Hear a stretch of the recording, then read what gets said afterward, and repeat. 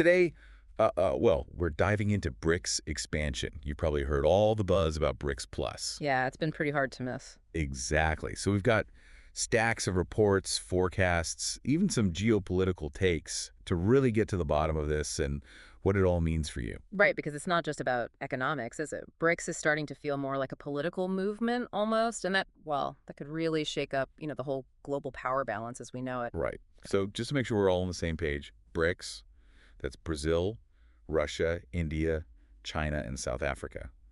And it all started as just an acronym. Like back in 2001, some economists at Goldman Sachs came up with it, predicted these countries would be, the big players. Yeah. And look at them now. I mean, their share of global GDP and trade it's skyrocketed since 1990. Really something. Some experts are even saying that by 2050, they could even, dominate the world economy, Yeah. surpass the US even. The big question is, how will they use that power? I mean, will they stick to specific sectors, or will we see them, branching out, reshaping whole industries? Yeah, that's a really good question. And it leads perfectly into this recent expansion, right? Yeah. Egypt, Ethiopia, Iran, and the United Arab Emirates have joined. Geographically, wouldn't you say that's kind of a fascinating mix? Oh, definitely. I mean, it really expands their reach. We're talking across Africa, the Middle East. Yeah. And yeah, I mean, they definitely add to the group's economic weight. But to me, the real story is the political influence. It makes you think, is this about leverage, more clout in organizations like, I don't know, the UN, the WTO, the IMF even. That's interesting. Yeah, some analysts think that's exactly what's going on. So they want a seat at the table where the big decisions are made. But what about the EU? I mean, they already have relationships with some BRICS Plus countries, right? Individual relationships, I mean. Right. But as a whole, the EU's watching this whole expansion very closely.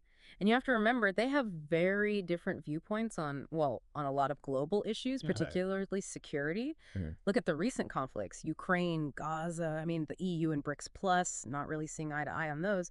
And, European Parliament, they're especially worried about a potential BRICS Plus currency and how that would, impact global trade. Yeah, I can see why they'd be concerned about that. Throwing a whole new currency into the mix, that would Yeah. definitely shake things up. Right. Makes you wonder, though, with all this potential power, are there tensions within BRICS Plus itself? I mean, can they really act as one? Saudi Arabia and Iran, part of the expanded group, and, well, they've got a long history of conflict. Ooh, that's a great question. And I think it gets to the heart of whether BRICS Plus can actually be effective. I mean, they're not this single block with, you know, shared goals. You've got countries at such different stages of development, different political systems, different ambitions for their place in the world. So maybe it's more about the idea of BRICS Plus right now, rather than actually, getting things done as a group. Like maybe they're more focused on presenting themselves as this rising power instead of actually like figuring out how to use that power. That's a really sharp observation, and I think it feeds into a much bigger debate about BRICS Plus's identity. I mean, what are they? An economic powerhouse, a political alliance, a voice for the global South. Mhm. And can they overcome, all these internal differences to actually achieve any of those things? Yeah, it really makes you think. And I think to understand their potential impact, we need to look at, how they act on specific issues. Like take the Doha round of trade negotiations. Right. Those talks aim to lower trade barriers globally, didn't they? Exactly. And BRICS countries, they've been pretty consistent, calling for a successful conclusion to the talks, but they've been very clear that, they want the concerns of developing nations addressed. So they're not just like going along with whatever the developed world wants. They're advocating for, I guess, a more level playing field in global trade. Exactly. They've been actually quite effective at blocking proposals that they see as, harmful to their interests.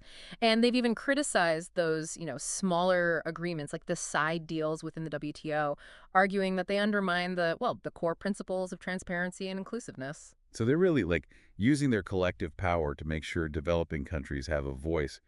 But has that, translated into actual progress on the Doha round? I mean, have they been able to move things forward? It's been more challenging to, drive progress than to block unfavorable proposals.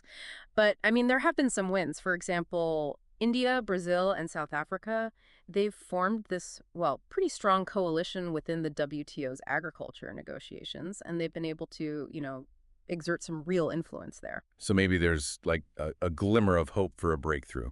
It's definitely possible. Some experts believe that if BRICS Plus can get Russia and China on the same page when it comes to trade, they could really provide that, the leadership the WTO needs. But as we've seen, that internal cohesion, well, it can be pretty elusive. Right, right. Okay, so trade is one area where BRICS Plus is trying to make its mark. But what about, I don't know, climate change? I mean, they have some of the world's biggest emitters in their ranks. What's their position on that? Oh, it's a really complex question. I mean, BRICS Plus members have acknowledged the need to address climate change, but they also really emphasize what's called the principle of common but differentiated responsibilities. Okay, what does that mean exactly? Essentially, they're saying that, developed countries who historically contributed the most to climate change should take on a larger share of the responsibility for fixing it. And so they're not denying the problem, but they're also not letting themselves be, I guess, unfairly blamed for it. Right. They're pushing for a more balanced approach. And to be fair, they have made some, substantial commitments. For example, Brazil's pledge to reduce its carbon emissions by 39% by 2020, China a 45% reduction, India up to 25%, Russia between 15 and 25%, and South Africa 34%. Wow, those sound like, I mean, pretty ambitious targets. Are they actually, following through on those pledges? They are making progress, and it's important to remember that those commitments were made without, a legally binding global agreement in place. Yep. But, I mean, they're also pushing for financial and technological help from developed countries to achieve these goals. They see climate change as, a shared problem, something that requires a collective effort. That makes sense. Yeah. Have they been, like, actively involved in global climate negotiations? I mean, like, at those big UN conferences and things? Oh, yeah, very much so. South Africa, actually, they hosted the COP17 climate conference back in 2011, which, well, it didn't result in a legally binding agreement, but I mean, and it did see the launch of the Durban Platform, which was a roadmap for, negotiating a new global climate agreement. And beyond the formal BRICS structure, we've seen the basic group, so that's Brazil, South Africa, India, and China, really become a strong voice in those climate negotiations. They even worked with the U.S. on the Copenhagen Accord, which, again, wasn't legally binding, but it did lead to developing countries, including those in BRICS, making those concrete emission reduction pledges I mentioned for the first time. Yeah, they're definitely, players in that whole climate arena. Yeah. But let's maybe shift gears a bit and talk about the G20. I mean, all of the BRICS Plus members are part of that group, right? Which is supposed to be this more inclusive forum for global economic governance. Yeah. So are they using that platform to, to push their agenda? That's a crucial question. And the answer is, well, not as effectively as they could be. While BRICS Plus members have been, active in those G20 discussions, they haven't really formed a united, like, BRICS Plus bloc within the G20. They haven't always agreed on specific issues, and, well, they haven't consistently presented a united front. So it's almost like each country is kind of looking out for its own interests, even within the G20. Yeah, and that's a real missed opportunity. If they could really leverage their collective power within the G20, they could have much bigger impact on those global economic policies. But again, that lack of cohesion, that struggle to define like a shared vision, it holds them back. It does seem to be kind of a recurring theme with BRICS Plus, right? Yeah. So much potential, but not always like able to turn it into concrete action. It almost feels like they need to figure out their own internal dynamics first before they can really, reshape the world stage. I think that's a pretty fair assessment. They're a group with, enormous potential, but they still have a lot of work to do if they really want to realize it. So I guess that leads to the big question, right? What does all this mean for the future of BRICS Plus? Will they, actually become that guiding force they want to be in the 21st century? Or are they, destined to just remain a group of ambitious, but ultimately, disjointed nations?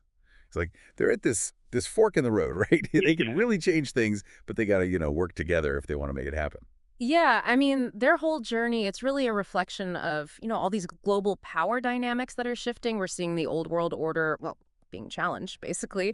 New players are showing up and, well, they want a seat at the table. Yeah. It's exciting to watch, but, there's also a lot of uncertainty. For sure. Makes you wonder, what the world map's going to look like in a few decades. Will BRICS Plus have lived up to all the, the hype? Will we actually see a more, multipolar world? Power is actually distributed more evenly? Or will things just kind of, snap back to those old power structures? Those are the million-dollar questions, right? I don't have a crystal ball. But I can say this. The rise of BRICS Plus, it really makes us It makes us rethink, some of those basic assumptions we have about how the world works. Makes us confront some uncomfortable truths about the existing global order. I mean, how is power actually distributed? How's it used? So it's not just about like BRICS Plus itself. It's about what their emergence means for the whole picture, right? The dynamics of global power. Mm. It's a reminder that the world's always changing, and sometimes that change can be, well, unpredictable. Exactly. And that brings us back to, well, to you, the listener. Thinking about everything we've talked about today, what do you think? I mean, do you think BRICS Plus can pull it off, reshape the 21st century? Will they be a force for good? Or will they just, end up repeating those same patterns of power, those inequalities that we've seen, well, forever? Yeah. It's definitely something to think about. We've looked at their origins, how they've expanded, what they want to achieve, and, well, those internal challenges they face. Right. We dug into, their actions on trade, that whole climate debate, even their impact within the G20. Their successes, their setbacks, those hopes, all that uncertainty that just seems to surround this, well, this pretty interesting group of nations. We've given you a lot to chew on. A lot to digest, for sure. But I think one thing's clear as we wrap up this deep dive. BRICS Plus, this is a story that's not over yet. Yeah, not even close. The future of BRICS Plus and maybe even the future of, the whole global order, it's still being written. Mm. So stay curious, keep learning, keep an eye on BRICS Plus because this is far from over. It's a journey that has the potential to really reshape our world. So keep asking those tough questions. Stay engaged. And until our next deep dive, happy exploring.